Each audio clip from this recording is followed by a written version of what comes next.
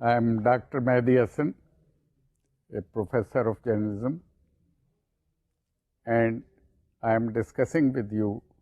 the history of mass media in Pakistan. That means that all the media of mass communication in Pakistan, including print, that is newspapers, magazines, electronic media, that is television, radio, video, and computers, and films also. What is the impact of all these media on Pakistani society, and how the working of media has affected the formation and trends of society in Pakistan. So far we have discussed the impact of mass media and working of mass media up till the imposition of third martial law in Pakistan, that is the General Zia era in Pakistan, and the working of mass media in that period during martial law.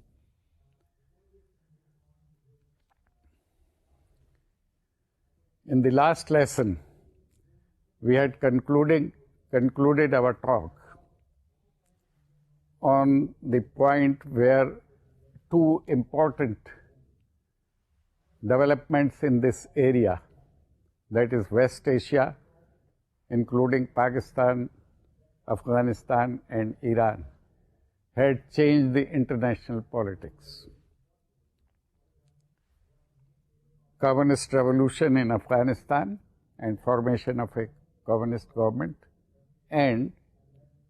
a religious Islamic revolution in Iran, and the religious government of Iran had declared that United States is their enemy number one, and United States had also declared that they are against that government in Iran, which had replaced their most trusted friend,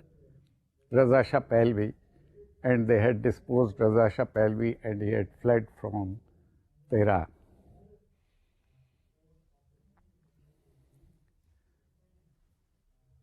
ان دو اہم international developments کی وجہ سے international politics میں جو تبدیلیاں آئیں ان کا بہت گہرا اثر پاکستان پہ پڑا، اور پاکستان کے میس میڈیا کو بھی اپنی پالیسیز میں اور اپنی ورکنگ میں بہت سے نئے ٹرینڈز جو تھے وہ اپنانے پڑے، کیونکہ پاکستان نے امریکہ کے ساتھ مل کر افغانستان کی کمیونسٹ حکومت کے خلاف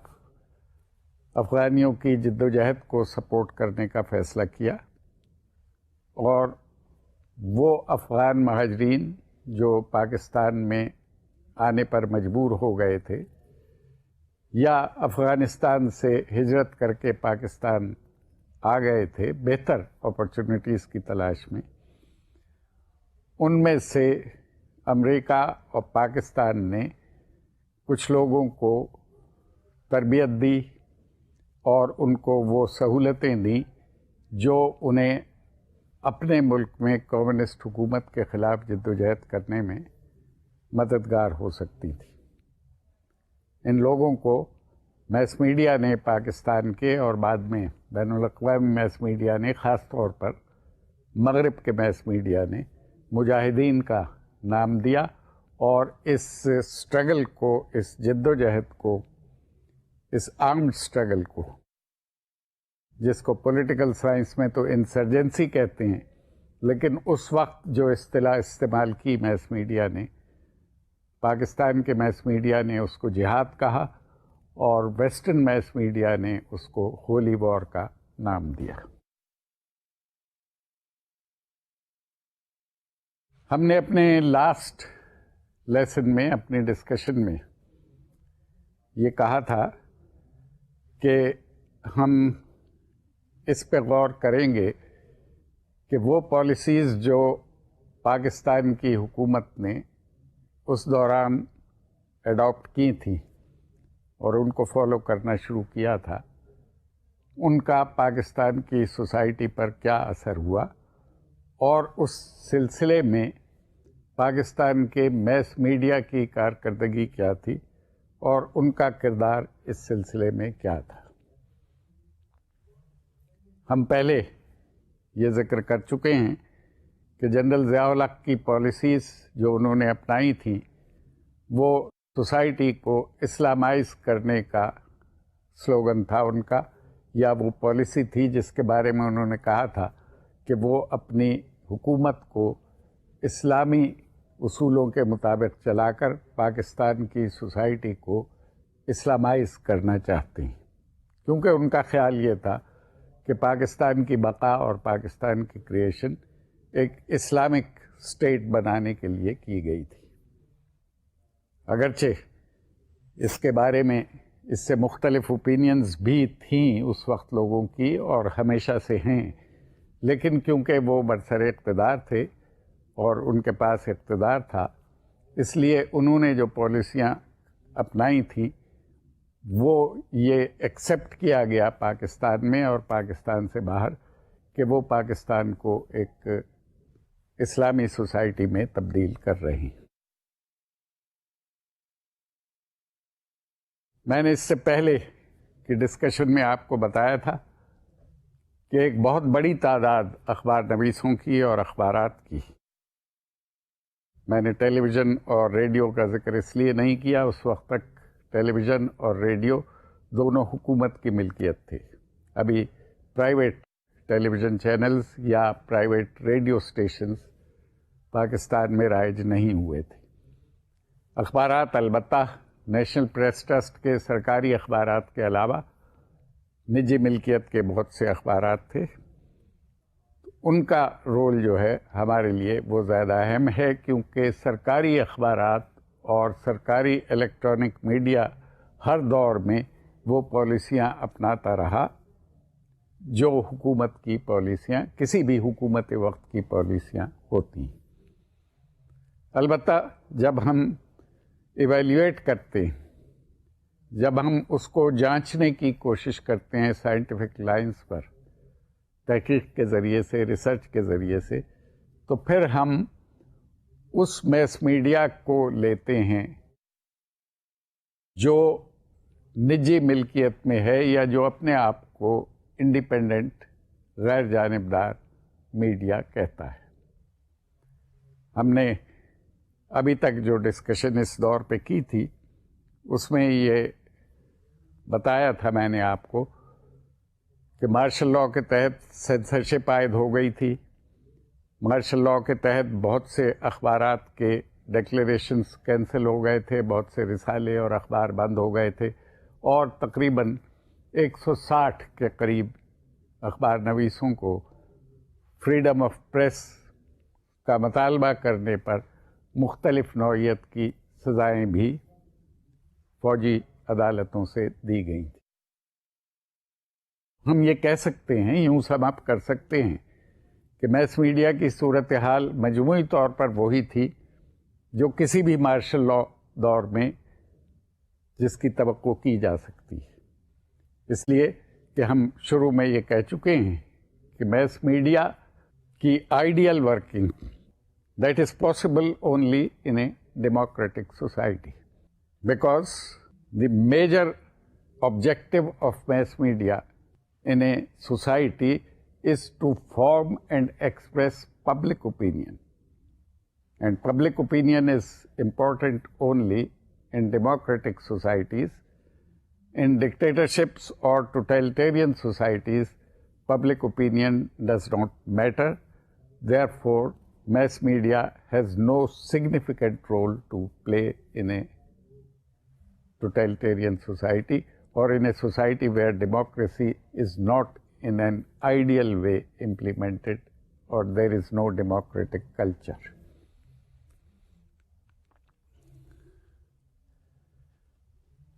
افغانستان میں جہاد یا ہولی وار کی پالیسیز کو سپورٹ کرنے کی وجہ سے پاکستان میں ان جماعتوں کا اثر و رسوخ بہت بڑھ گیا تھا جو سیاست کے ساتھ ساتھ مذہب کی بنیاد پر بھی اپنے آپ کو آرگنائز کرتی تھی. آج کل بھی ہیں، موجودہ دور میں بھی، ہمیشہ ہر دور میں رہی ہیں پاکستان میں. 2005 میں یا 21ویں صدی میں آپ یہ کہہ سکتے ہیں کہ پاکستان میں اس وقت جو سیاسی جماعتیں ہیں ان میں 58 جماعتیں ایسی ہیں جو مذہب کی بنیاد پہ یا کسی مسلک کی بنیاد پہ، کسی عقیدے کی بنیاد پہ منظم ہوئی بھی ہیں. اس کے علاوہ تقریباً 100 سیاسی جماعتیں چھوٹی بڑی ایسی ہیں جو اپنے آپ کو مکمل طور پہ سیاسی جماعت، پیورلی سیاسی جماعت کہتی ہیں، اور وہ اپنی سیاست کو مذہب کی بنیاد پر نہیں کرتی. اگر ہم اس دور کے اخبارات کا مطالعہ کریں جو لائبریریوں میں ریکارڈ میں اویلیبل ہیں، تو ہم اس نتیجے پہ پہنچیں گے کہ مجموعی طور پر بیشتر اخبارات نے افغانستان میں ہونے والی اس جدوجہد کو سپورٹ کیا تھا، اس کی حمایت کی تھی. وہ جدوجہد جو وہاں کی کمیونسٹ حکومت کے خلاف کی جا رہی تھی.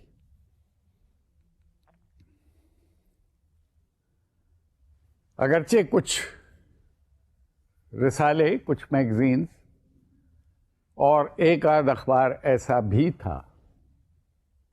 جو اس پالیسی کو اپوز کرتا تھا، جو اس پہ تنقید کرتا تھا، لیکن زیادہ تر جو پبلک اوپینین سامنے آ رہی تھی اخبارات کے ذریعے سے، اور جو اوپینین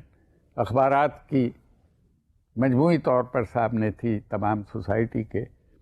اس میں یہ صاف ظاہر ہوتا تھا کہ اخبارات کی ہمدردی جو ہے وہ مجاہدین کے ساتھ اور افغانستان کی کمیونسٹ حکومت کے خلاف جدوجہد کرنے والوں کے حق میں ہے. اس کا اثر پاکستان کی سوسائٹی پہ پڑنا لازمی تھا، کیونکہ جو پالیسیاں اس وقت امریکہ نے پاکستان کے تعاون سے اپنائی تھیں، اس میں مجاہدین کو جو اسلحہ دیا جاتا تھا وہ پاکستان کے ذریعے سے ان تک پہنچتا تھا. یہاں میں آپ کو ایک اطلاع دے دوں جو مصدقہ اطلاع ہے، جس کا ذکر امریکہ کے ان پالیسی پیپرز میں ملتا ہے جو سیکریسی ایکٹ ان پر سے ختم ہونے کے بعد اب پبلک ہو چکے ہیں اور شائع کر دیے گئے ہیں کتابوں کی شکل میں بھی، اور بہت سے ریسرچ آرٹیکلز میں اس کا ذکر ملتا ہے. وہ اطلاع یہ ہے کہ جب پاکستان کی حکومت نے، جنرل ضیاء الحق کی حکومت نے یہ فیصلہ کیا کہ وہ افغانستان کی کمیونسٹ حکومت کے خلاف افغان مجاہدین کی جدوجہد میں ان کی مدد کریں گے اور امریکہ کے ساتھ اس جدوجہد کے لیے تعاون کریں گے، تو اس کے لیے جنرل ضیاء الحق نے 3 شرائط امریکہ کے سامنے پیش کی تھیں، اور ان تینوں شرائط کو امریکہ نے قبول کر لیا تھا.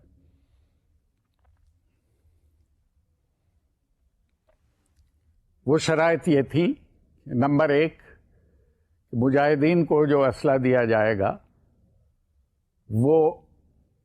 امریکن اوریجن کا اسلحہ نہیں ہوگا، بلکہ وہ روسی ساخت کا اسلحہ ہوگا. یا وہ براہ راست روس کا بنا ہوا روسی ساخت کا اسلحہ ہو، یا اس ڈیزائن اور اس طرز پہ بنا ہوا چین کا یا کسی اور ملک کا اسلحہ ہو. ضیاء الحق کے الفاظ یہ تھے، جو مارشل لا ایڈمنسٹریٹر تھے پاکستان کے، کہ I don't want a mujahid to be captured اور killed in Afghanistan with American arms in his hands.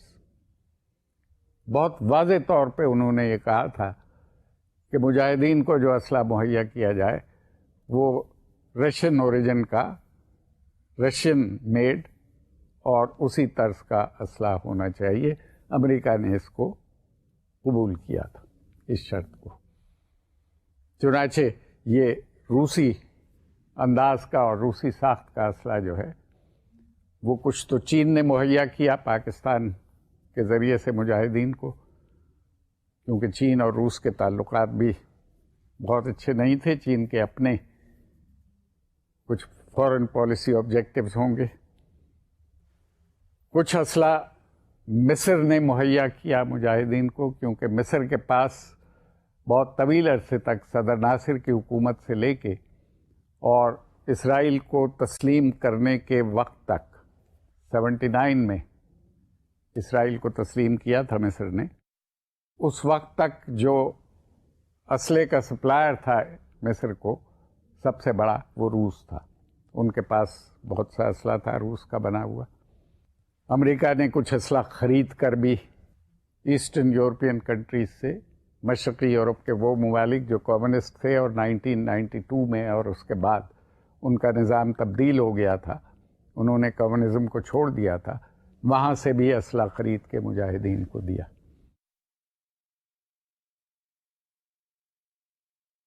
دوسری شرط جنرل ضیاء الحق کی یہ تھی کہ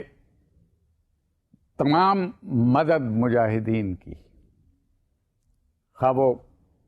پیسے سے مدد ہو، مالی امداد ہو ان کی، یا ان کی ہیومینیٹیرین گراؤنڈز پہ انسانی ہمدردی کی بنیاد پہ کوئی مدد ہو، ان کے لیے میڈیکل فیسلٹیز ہوں، فوڈ ہو، ایجوکیشن کی فیسلٹیز ہوں، یا دوسرے ٹینٹ وغیرہ دینے ہوں، یا دوسرا ساز و سامان دینا ہو، وہ تمام مدد اور فوجی مدد یہ کوئی باہر کا ملک جس میں امریکہ بھی شامل تھا including United States will not be allowed to contact mujahideen directly. They'll have to deal with mujahideen. They'll have to provide all aid to mujahideen through Pakistan. اس میں لاجک یہ ہے کہ اگر آپ باہر کے ملکوں کو یہ اجازت دے دیں کہ جو 30-40 لاکھ مہاجرین آپ کے ملک میں ہیں، اس وقت افغانستان کے 30-40 لاکھ مجاہدین پاکستان میں تھے، اگر ہر ملک کو یہ اختیار مل جائے کہ وہ براہ راست ان سے رابطہ کر سکتا ہے، ان کو مدد دے سکتا ہے، اپنی پالیسیاں ان تک پہنچا سکتا ہے، تو پھر ایک کیوٹک کنڈیشن ہو جائے گی، اور وہ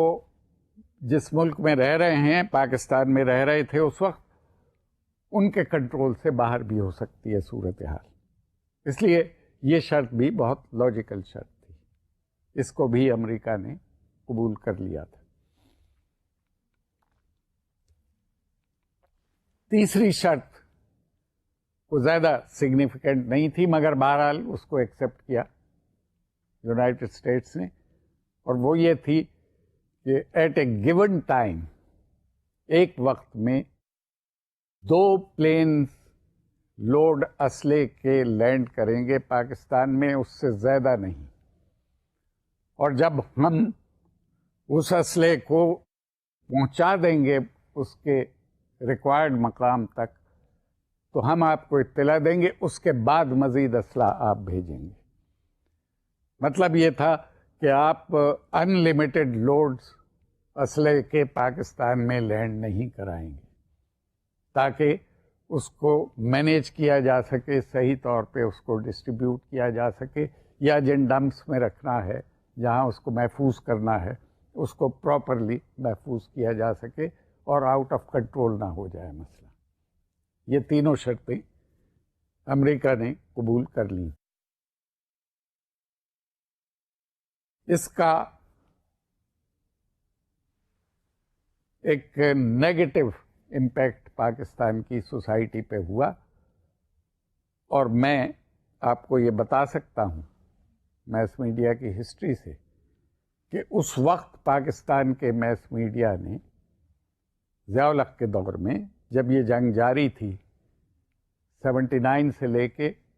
اور 89 تک 10 سال تک یہ جنگ جاری رہی. اس دور میں پاکستان کے میس میڈیا نے مجموعی طور پر اس کے منفی اثرات کو محسوس نہیں کیا تھا اور اس پر اپنی رائے کا اظہار نہیں کیا تھا، یا عوام کو یہ بتانے کی کوشش نہیں کی تھی کہ اس سے پاکستان کے معاشرے پہ کیا نیگیٹو اثرات ہو سکتے ہیں. میں نے ابھی آپ کو بتایا ہے کہ تقریباً ایک تحقیق کے مطابق اس وقت 58 ریلیجس پارٹیز اور ان کے گروپس موجود تھے، جن کے بہت سے ملیٹنٹ گروپس بھی تھے جو افغان مجاہدین کے ساتھ مل کر افغانستان کے جہاد میں یا ہولی وار میں عملی طور پر شریک تھے. اسلحہ پاکستان کے تھرو جا رہا تھا انہیں. اس کا نتیجہ یہ ہوا کہ پاکستان کے جو ملیٹنٹ گروپس تھے، جو اس وقت کی ضیاء الحق دور کی جہاد کی اس انٹرپریٹیشن پر یقین رکھتے تھے جس میں طاقت کے ذریعے سے کسی آبجیکٹو کو حاصل کرنا جو خاص طور پہ ان کے نظریے کے مطابق مذہب یا دین سے متعلق ہو، بہت افضل جہاد تھا، یہ ان کے لیے جائز تھا. چنانچہ انہوں نے جو مسلح جدوجہد کی، اس سے ایک تو ان کو اسلحے کے استعمال میں ایکسپرٹیز حاصل ہوئی، مہارت حاصل ہو گئی، اس کی ٹریننگ بھی دی گئی انہیں، یا انہوں نے حاصل کی جہاد کے مقصد کے لیے. دوسرا بڑا امپیکٹ یہ تھا اس پالیسی کا کہ پاکستان میں موجود بہت سے ریلیجس گروپس جن میں مسلک کی بنیاد پہ منظم ہوئے گروپ بھی موجود تھے، وہ بہت سوفسٹیکیٹڈ اور جدید اسلحے سے لیس ہو گئے.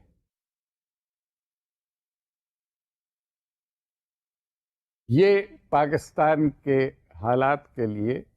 پاکستان کی معاشرتی کنڈیشنز کے لیے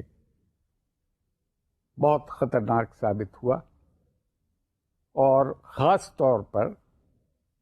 جب افغانستان میں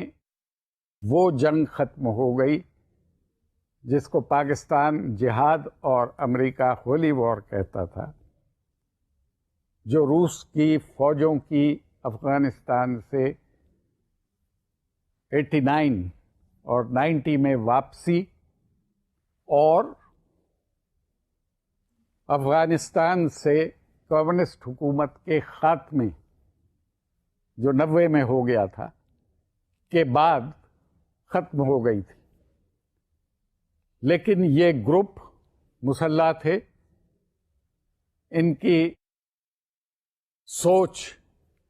بدل چکی تھی،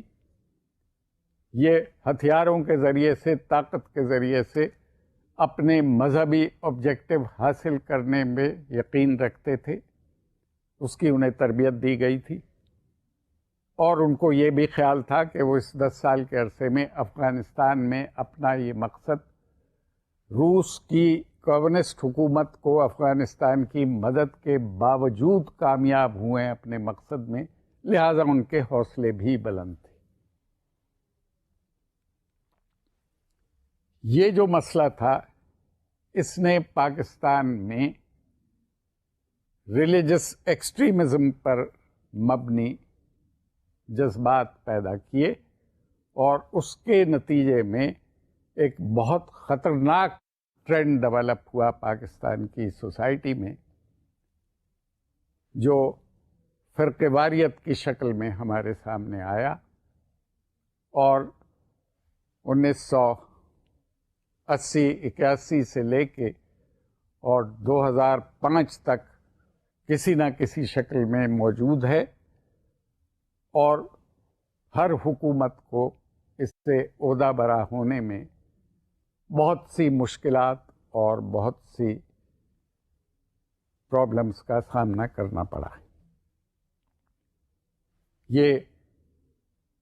مسئلہ ختم نہیں ہو سکا. ایک تحقیق کے مطابق بہت سے اداروں نے اس پہ تحقیق کی ہے, اس کے وجوہ پہ بھی غور کیا ہے, and they have concluded after their research and after collecting facts and figures that during last about 26 years, 2005 میں 26 سال ہو جاتے ہیں اس مسئلے کو پیدا ہوئے. During last 26 years, around about 5,000 people all over the country have been killed in sectarian violence, which is alarming, which is a matter of concern for all governments which had been in power and for any administration which was in power or which was responsible for the law and order situation or which is responsible now in 2005.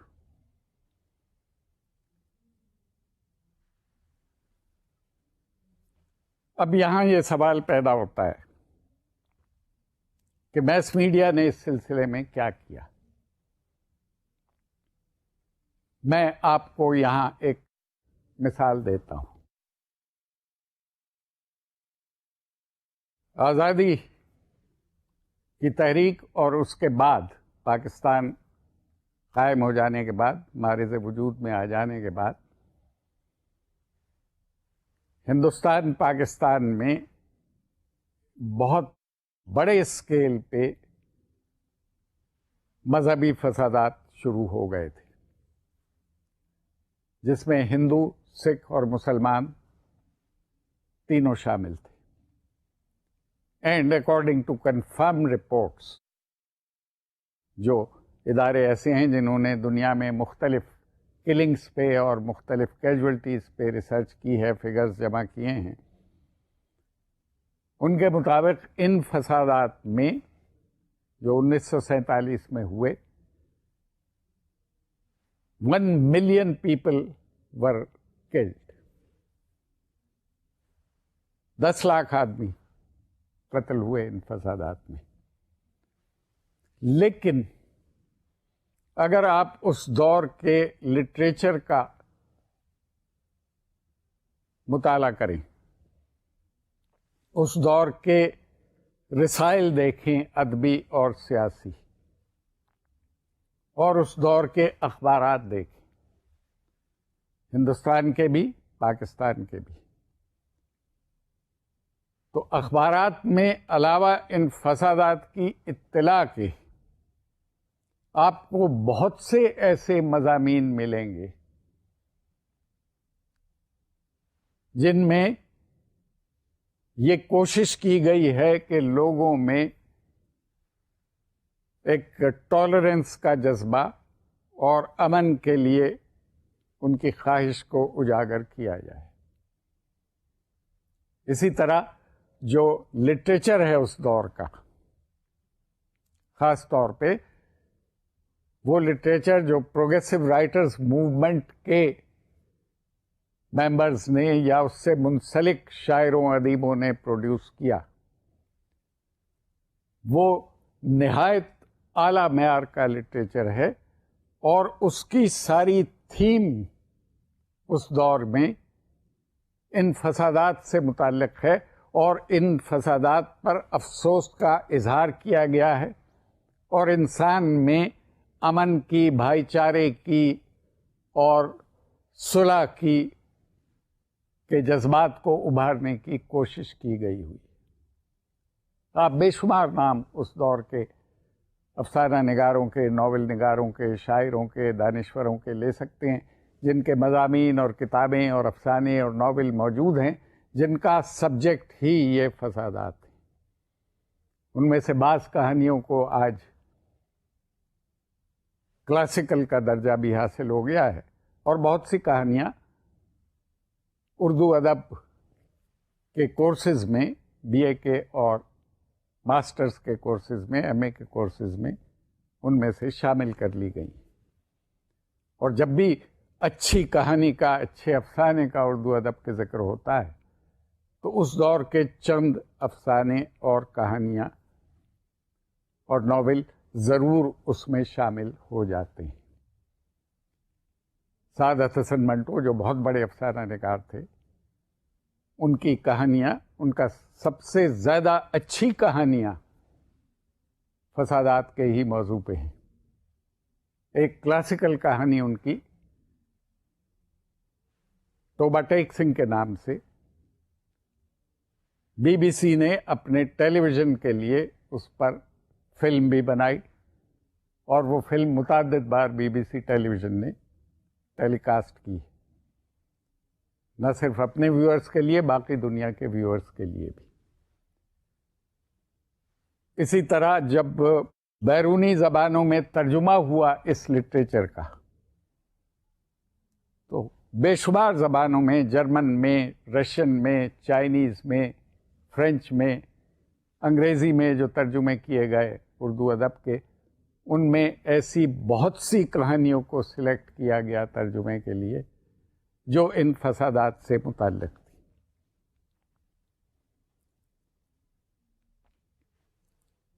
Hindustan میں ہندو مسلم فسادات اکثر ہوتے رہتے ہیں، ان کا یہ مسئلہ ہے. آپ نے دیکھا ہوگا کہ وہاں بہت سی فلمیں جو ہیں وہ اس موضوع پہ بنی ہیں، جس میں وہ کوشش کرتے ہیں کہ ہندوستان کے ہندو اور مسلمانوں کے درمیان بھائی چارے کی فضا جو ہے اس کو پروموٹ کیا جائے. لیکن ہمیں زیادہ تر یہ شکایت ہے، جو بجا ہے ہماری شکایت، کہ پاکستان کے میس میڈیا نے، اس میں اخبار بھی شامل ہیں، اس میں رسالے بھی شامل ہیں، اس میں پاکستان کا ٹیلی ویژن چینلز بھی شامل ہیں، انہوں نے کوئی سنجیدہ کوشش، کوئی ایسی کنسرٹڈ ایفرٹ، کوئی زوردار ایسی جد و جہد نہیں کی کہ وہ لوگوں میں ٹالرنس اور دوسروں کے عقیدے کو اور دوسروں کے مسلک کو برداشت کرنے کا جذبہ پیدا کرنے کے لیے تحریر کریں، ڈرامے بنائیں، پروگرام بنائیں، ڈسکشنز کریں. لیکن وہ اخبارات جو اپنے آپ کو انڈیپینڈنٹ، نیوٹرل اور آزاد اخبار کہتے ہیں، ان میں بھی یہ بہت بڑی کمی ہے کہ انہوں نے خبریں تو دی ہیں، کبھی ایک آدھ ایڈیٹوریل بھی آ جاتا ہے، کوئی بڑا واقعہ ہو سیکٹیرینزم کا، تو لیکن کوئی کنسرٹڈ موومنٹ ایسی نہیں چلائی اپنی تحریروں کے ذریعے سے جو اس مسئلے کے میگنیٹیوڈ کو دیکھتے ہوئے، اس کے اثرات کو دیکھتے ہوئے جس کی ضرورت تھی، جتنی بڑی موومنٹ ہونی چاہیے تھی، جتنی ایفرٹ انہیں اپنی تحریروں میں اور اپنی کوریج میں لوگوں کو شعور دینے کی اس مسئلے پہ کرنی چاہیے تھی، وہ ایفرٹ ہمارے اخبارات اور ہمارے میگزین کرنے میں زیادہ تر ناکام رہیں. اس کی کیا وجوہ ہیں، اس پہ غور کیا جا سکتا ہے، کوشش کی جا سکتی ہے کہ یہ معلوم کیا جائے، اس کا لاجک تلاش کیا جائے. تو جب آپ یہ کوشش کریں گے تو ایک نتیجہ تو یہ سامنے آئے گا کہ مذہب کے مسئلے کو حساس مسئلہ سمجھتے ہوئے ہمارے اخبارات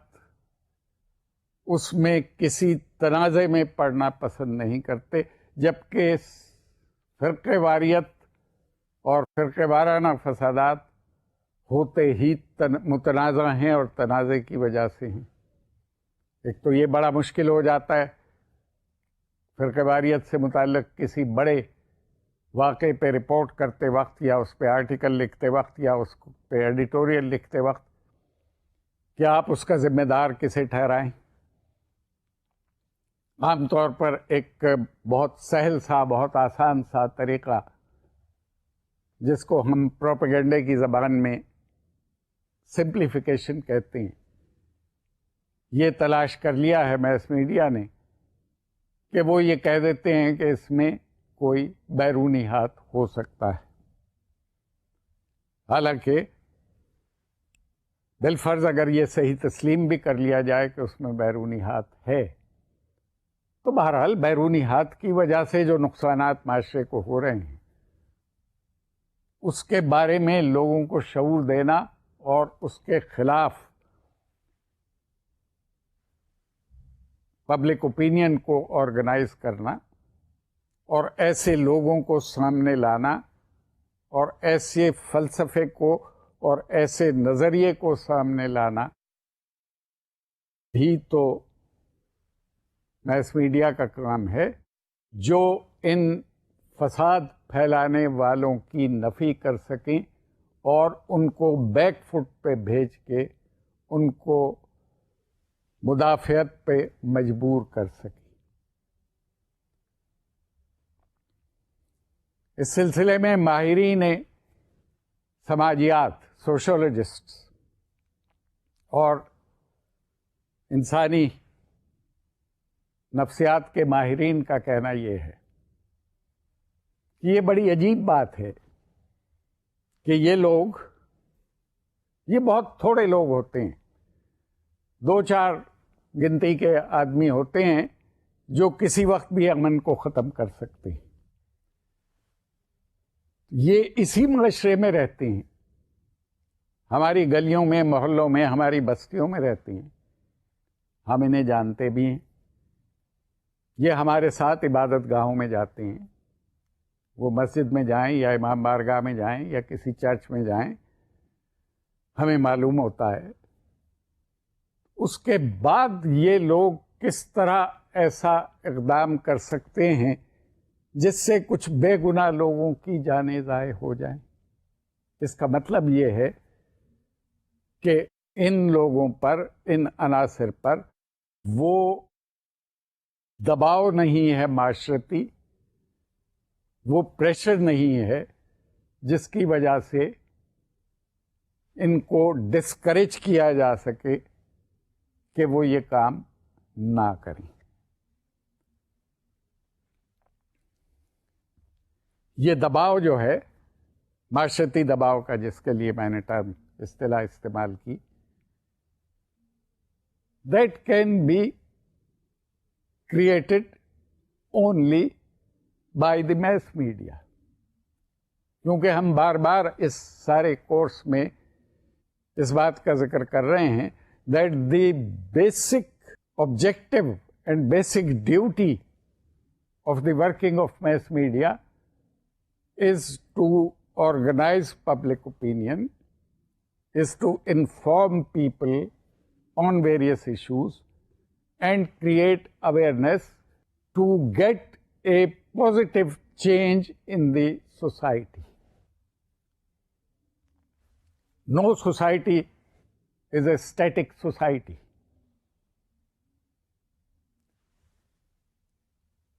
The society, every society in the world has to march with the time. It has to move forward. And those societies, those civilizations, those nations which fail to march with the time, they become outdated and obsolete, and they are destroyed. The role of the mass media is to create such atmosphere, such environment in the society that people move forward. اگر کوئی یہ سوچتا ہے کہ جو 50 سال پہلے society کا انداز تھا زندگی گزارنے کا وہی انداز قائم رہے گا تو یہ صحیح نہیں ہے. 10 سال میں 5 سال میں جو رفتار ہے آج کل ٹیکنالوجیکل ایڈوانسمنٹ کی، اس کے ہوتے ہوئے سوسائٹیز کا، دنیا بھر کی سوسائٹیز کا بہت تیزی سے تبدیل ہونا جو ہے وہ لازمی ہے. میس میڈیا کی کوشش یہ ہوتی ہے کہ وہ تبدیلی پازیٹیو ڈائریکشن میں ہونی چاہیے، اس کو نیگیٹو سائڈ پہ نہیں جانا چاہیے. اس کا فائدہ ہونا چاہیے قوم کو، اس کا فائدہ ہونا چاہیے عوام کو، اس سے نقصان نہیں ہونا چاہیے. تو ہم یہ کہہ سکتے ہیں کہ میس میڈیا کا کام ہے سوسائٹی میں پازیٹیو تبدیلیاں لانے کی کوشش کرنا. اس سلسلے میں آپ کو یہ بتا دوں، یہ مناسب ہوگا بتانا، کہ کچھ لوگ ایسے ہیں، بعض اسکول آف تھاٹ ایسے ہیں جو یہ کہتے ہیں کہ میس میڈیا کا کام کسی مصلح کا کام نہیں ہے، اصلاح کرنے والے کا کام نہیں ہے، ریفارمر کا کام نہیں ہے. وہ یہ بھی کہتے ہیں اپنے اس سوچ کے جو دلیل دیتے ہیں وہ اس کی سپورٹ میں، اس میں وہ یہ کہتے ہیں کہ دیکھیے آج سے 60-70 سال پہلے یا 100 سال پہلے جو اخبارات ہوتے تھے وہ زیادہ تر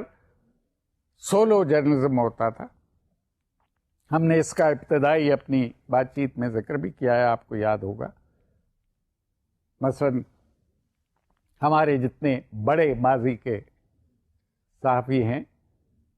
جو ہمارے لیڈر بھی تھے، اوپینین لیڈر بھی تھے، مولانا ظفر علی خان، مولانا محمد علی جوہر، ابوالکلام آزاد اور ایسے بہت سے لوگ، وہ اکیلے اپنا اخبار چلاتے تھے تنہا، اور اخبار پڑھنے والے ان لوگوں کی تحریروں کی وجہ سے اخبار پڑھتے تھے. اس کے لیے اصطلاح استعمال کی جاتی تھی کہ یہ اخبار جو ہیں یہ کسی مقصد کے تحت، مشن کے تحت نکالے جاتے. تو صحافت ایک مشن ہوتا تھا. اصطلاح یہ تھی کہ صحافت ایک مشن ہے. اور آج کل کی صحافت کو، موجودہ دور کی صحافت کو، 20ویں صدی کے آخری نصف اور اب 21ویں صدی شروع ہوئی بھی ہے، اس کی صحافت کو اب بزنس کے حوالے سے دیکھا جاتا ہے، اور جو لوگ بزنس کے طور پہ ڈیفینڈ کرتے ہیں صحافت کو، وہ یہ کہتے ہیں کہ اب یہ باقاعدہ ایک صنعت بن گئی ہے. پہلے ایک آدمی اخبار نکال لیتا تھا، اب 400-500 آدمی کام کرتے ہیں، 20-25 رپورٹر ہوتے ہیں، 30-40 سب ایڈیٹر ہوتے ہیں، 5-6 ایڈیٹوریل رائٹر ہوتے ہیں، 4-5 کالم نویس ہوتے ہیں، فیچر رائٹرز ہوتے ہیں، 3-4 فوٹوگرافرز رکھے ہوتے ہیں آپ نے، اور بے شمار فیسلٹیز ہیں، لیٹسٹ ایکوپمنٹ ہیں، خبریں جمع کرنے کے جدید ترین ذرائع ہیں، اور اس سب پہ جو انویسٹمنٹ ہوتی ہے وہ کروڑوں میں جاتی ہے. تو لہٰذا یہ ایک باقاعدہ صنعت کا درجہ حاصل کر گئی ہے، جس کے بعد ان کی سرکولیشن بھی لاکھوں میں جاتی ہے. تو جب لاکھوں میں سرکولیشن جائے گی، جب اس کو لاکھوں آدمی پڑھیں گے، تو یقیناً اس کا اثر بھی معاشرے پہ ہوگا. تو صنعت یا بزنس ہونے کے باوجود اس بات کو نظر انداز نہیں کیا جا سکتا کہ اخبارات باقی دوسری صنعتوں کے مقابلے میں ایک مخصوص آبجیکٹو رکھتے ہیں، اور انہیں بہرحال یہ دیکھنا ہوتا ہے کہ ان کے اثرات سوسائٹی پہ مثبت ہوں، منفی اثرات نہ پڑیں۔ اس کو کمیونیکیشن کے حوالے سے بیان کیا گیا ہے، سوشل ریسپانسبلٹی تھیوری کے حوالے سے، کہ میس میڈیا کی کچھ سوشل ریسپانسبلٹیز ہیں، ان کو وہ ریسپانسبلٹیز خوش اسلوبی سے پوری کرنی چاہیے۔ پاکستان کے میس میڈیا نے سیکٹیرینزم کے حوالے سے اپنی یہ ریسپانسبلٹیز پوری نہیں کی، اور یہ مسئلہ جو ہے یہ ایک آن گوئنگ پرابلم ہے، یہ کوئی ایک آدھ دن کی بات نہیں ہے، اس کو بہت عرصہ گزر گیا۔ میں نے بتایا تھا آپ کو کہ 79-80 میں یہ مسئلہ شروع ہوا تھا۔ پہلے ہمارے ہاں جو اس قسم کے واقعات ہوتے تھے اس میں یہ یقین کرنے کے مواقع موجود تھے کہ کیونکہ پاکستان